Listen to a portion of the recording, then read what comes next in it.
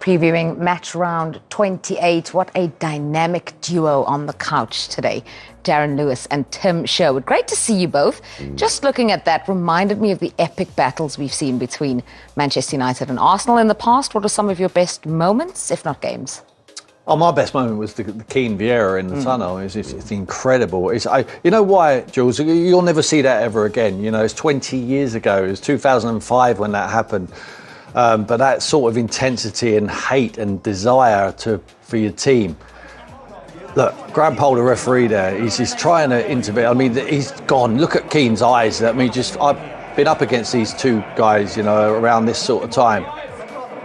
I've had the battles with him and I know how intense it could be. And he's saying to him, just no more in here.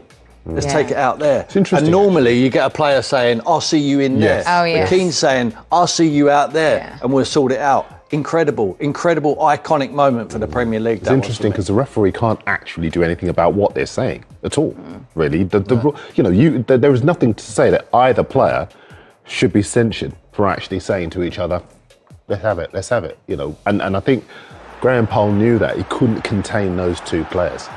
This is your moment. Over Mars, March 1998. Skill personified, a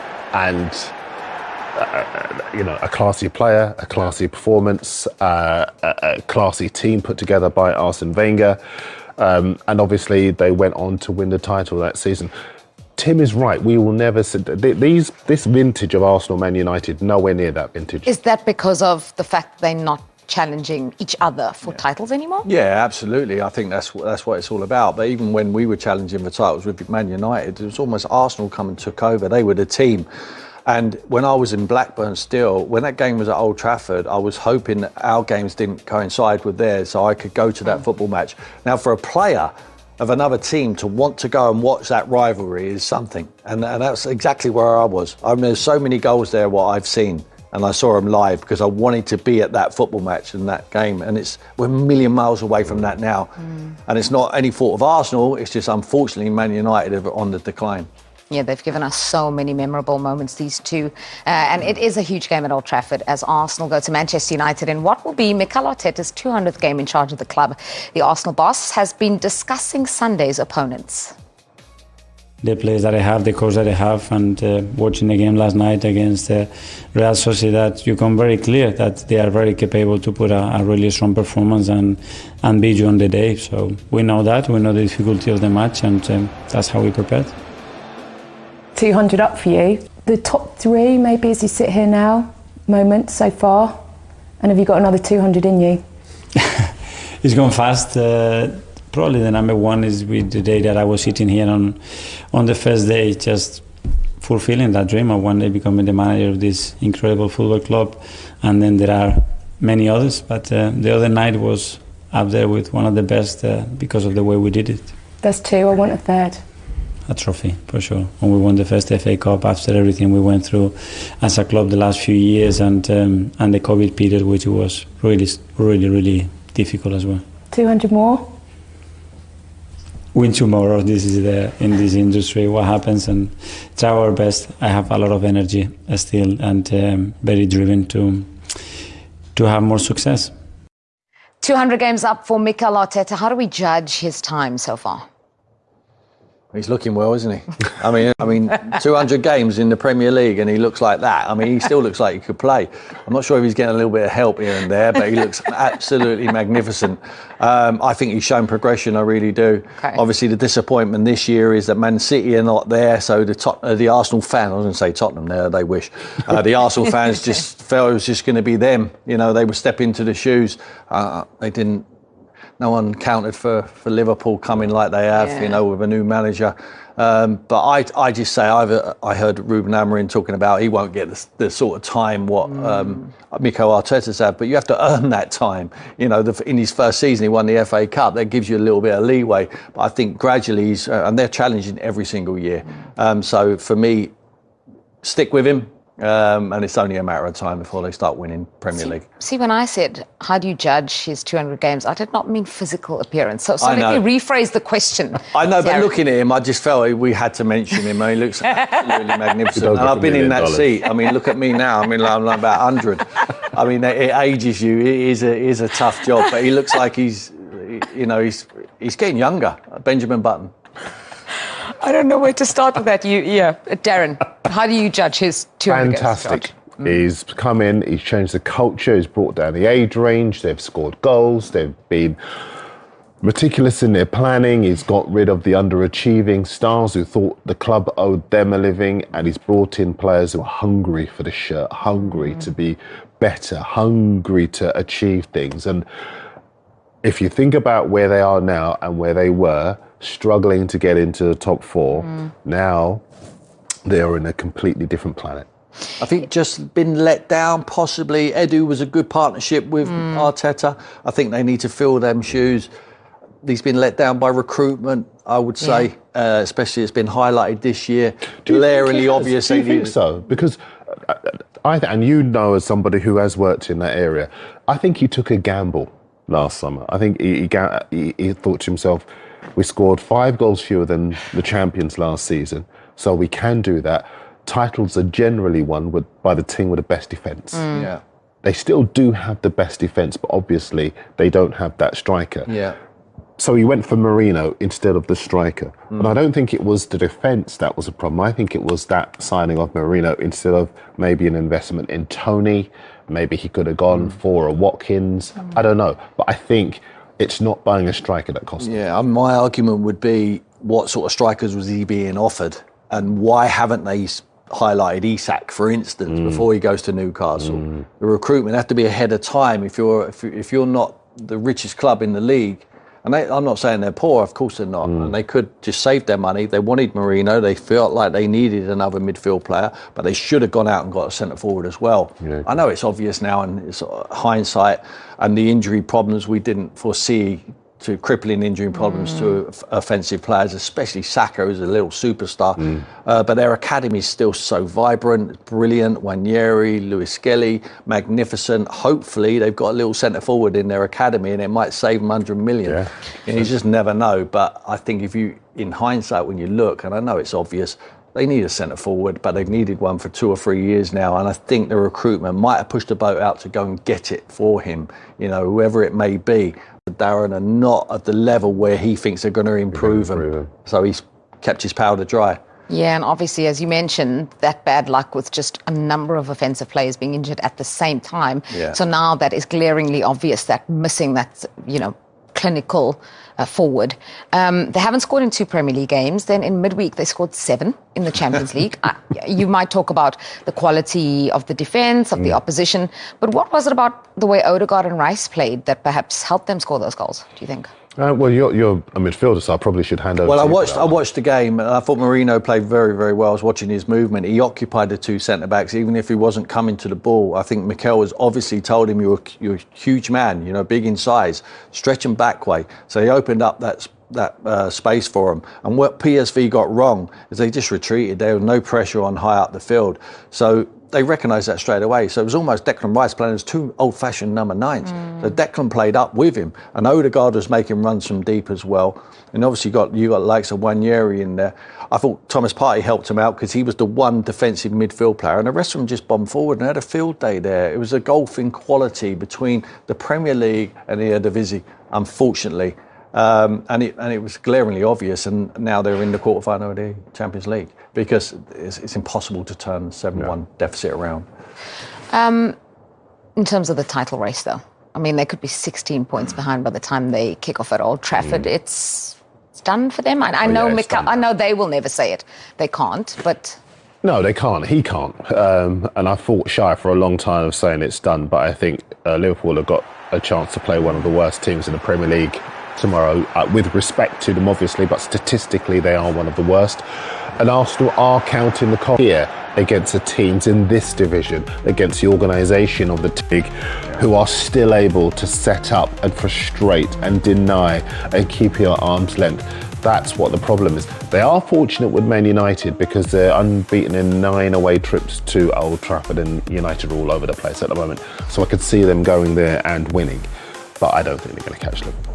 In a period that's had trouble, that's had injury problems, their weaknesses exposed, Ethan Ranieri's been outstanding. You've mentioned him twice already. I know if you Google his name, you'll find Tim Sherwood says he's the next In fact, big if star. you mention him again, you get to keep him. I wish I could have him. I mean, he's just an incredible talent. At such a young age, 17 years of age. I don't know what I was doing then. I know I made my debut at 18, but Why are you surprised? You gave Harry Kane debut at 16. at You were that playing age, players at the not- academy at Spurs. But not, I did, yeah. I'm a firm believer. If they're good enough, throw him in straight away. Yeah. You know, I don't like all this rubbish where they're not ready yet. Yeah. Put him in. I mean, physically they're ready. Some of these boys, Lewis Skelly especially. Have you seen the size of him? I mean, he's not getting bullied by anyone. By the way, he's got that personality to put his chest out as well and stand up for himself. But that boy is a superstar, and 100% they should be in the England squad. Both of them players. Yeah. Really? Would you Skelly put them in and- that early?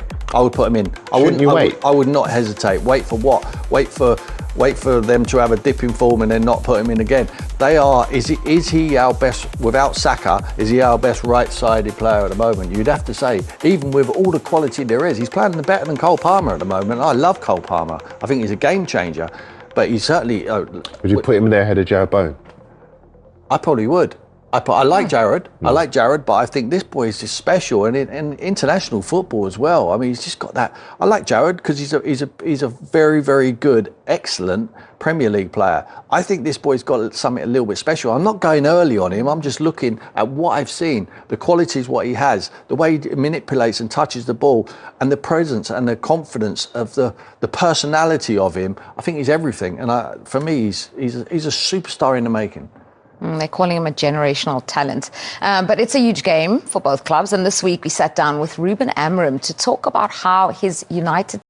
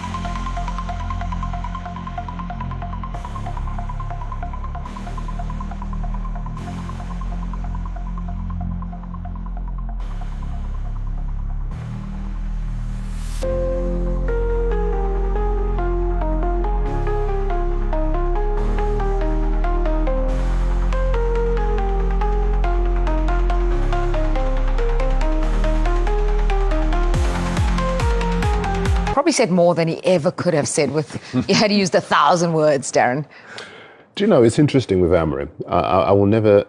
I remember when he arrived and I was on this show and I said to you how I was really excited about his arrival. I thought he's got charisma, he's got capability. We saw what he did with Sporting and we thought this guy's going to absolutely transform Old Trafford. How wrong we were. He's been brilliant off the pitch, charismatic, engaging, but on the pitch they've been awful. 3 clean sheets in the last 24. No win against a top 8 side at home this season. 39 goals conceded. They are all over the place. And the reason for that, and I deferred to Tim, but you know, he's sticking with one system. Now, if you're that good a manager, you have to be a pragmatist. You wait until you get your players and you go to a system that got Ruud van Nistelrooy 3 wins out of 4 before you arrived. I think what he's doing now is leaving Manchester United in a position where they are one of the easiest teams in the Premier League to beat. Now, I'll say this very quickly.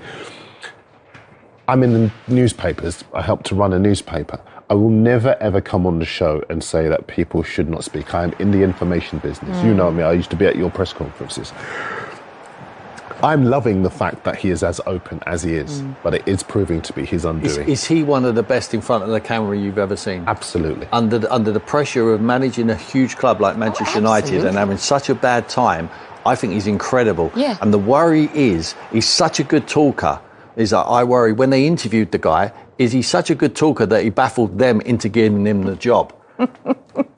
I know what he done at Sporting was good. It was good, but it's a completely different level to the Premier League. So sometimes when they're interviewing, they're so good in the interview process that the job is just given to him because he talks so well. For me, he talks brilliantly. I agree. I think he's got charisma. I still think he's got charisma. But eventually, in the end of the day, you need to win football matches and you need to win them at Manchester United. You need to win them quick. He disarms anyone who asks him a question because sometimes you get tiptoed. I've been a manager and you come to interview me, Darren, and you ask me a couple of easy ones to hit me with a hard one. Straight away, he just tells the reporter how bad the team is, how bad the club is. He just disarms them. They don't have to tiptoe around him. There's nothing more degrading they can ask him than what he's already telling them himself. So he's very clever with it. But ultimately, forget the system and everything. He needs to win football matches. No matter how he's going to win them, there's this notion where he believes that the notion is that if he changes his system, it's against every principle. It's not. Let's look at Arne Slot at the moment. One of the best manager in the Premier League at the moment. It has to be. He changes from game to game. He changes. Now Ruben Amorim don't want to do it. It's his prerogative not to do it. But if you're not winning a football match, unfortunately, you're going to go and get another job very, very soon if you don't start winning. So what does that do for you? Do you have more respect for him because he's sticking to his system, he's sticking to his principles, or I think he's wrong. Okay. I think he's wrong. It's up to him. He's the man in the job. It's his head on the block. He's the one who's going to get relieved of his duties. But for me, I think you need to adapt. You need to adapt to what you have in the building and make them better. You mentioned Liverpool. Right? Liverpool looked at Amorim before they went for Slot.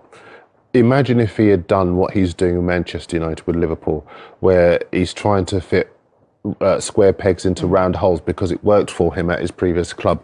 Slot has gone in and he's had the humility to say these are outstanding footballers who've done superbly well under the former manager. I am going to play to their strengths. I look at what Amorim has done with the Manchester United players and they look as though they're bereft of confidence. And the problem with Amorim now is that other teams will look at them and see that they are there for the taking because they can't score goals. They rely so heavily on Bruno Fernandes. Ahmad, who dug them out of holes against Southampton and a couple of teams, he's now out for the rest of the season. So you think to yourself, well, what is the positive from this side? There isn't one. I think he's getting he's getting it easy at the moment. I know he's getting some criticism, but I think he's getting it a little bit easy because he is a good talker. And where I've given him some leeway just to say, do you know what? He's inherited these players and they can't play his way. I don't buy into that. You have to, even if you want to play free at the back, you have to find a way with the personnel you have in the squad to do better than what you're doing at the moment. There's absolutely no identity because when does he start taking responsibility for the result? It's like the government. The government moves in now and they blame the old regime. You can't keep blaming the old regime. Sooner or later, you have to start turning it around yourself. It's different. If you're in a pyramid system, what we have here in the UK, when you're in League 2 and League 1, players can only play one way. When you're a 50, 70, 100 million pound player, you can adapt to play different ways, but it's up to the skill of the manager to organise you and get some patterns going forward. I don't see any patterns. I really don't. In Portugal, you can learn on the job. You can do it as you're playing games. In the Premier League, you don't allow us to do that because the competitive nature of the league is so great. Darren, you used a term there, bereft of confidence. Is Rasmus Højlund the poster child for that at the moment? Yeah, absolutely. Yeah, you can see that there's a lot of effort there, but it's not going his way. He's missing chance after chance. very often he's missing easy chances. And as Tim will tell you, you've got to put an arm around a shoulder and maybe keep playing players like that. But I think the price tag, £72 million, the lack of return for that investment, I've said many times, I think that he should have been at a Tottenham and Aston Villa, a mid-ranking side, before you get to a Manchester United. We started the show looking at some of the warriors that played for Manchester United and Arsenal back in the day. Back in those days, he probably would have got in their reserves, maybe their development squad, but he would not have got anywhere near the Manchester United sides, plural, that we saw at the start of the show. But the decline of Manchester United is such that they are spending huge amounts of money on players who have done nothing in the game, and then everyone's expressing surprise that they can't perform. Not only doing nothing in the game, no one else wanted him. You talked about Villa and Tottenham there. They didn't want him. No, and they certainly wouldn't have paid They didn't want £72 million. 72 million. You expect 72 million, which is overpaid for a young player. There will be other clubs in the fight for him. That's why you have to play over the odds. At the moment, it's not. I don't see it. I don't see it with him. I know he tries, he runs around, but it's Man United. Come on, I could try and run around. Don't mean I'm a Man United player. I don't see it. I just don't think he's the future. Yeah, Rasmus Højlund, no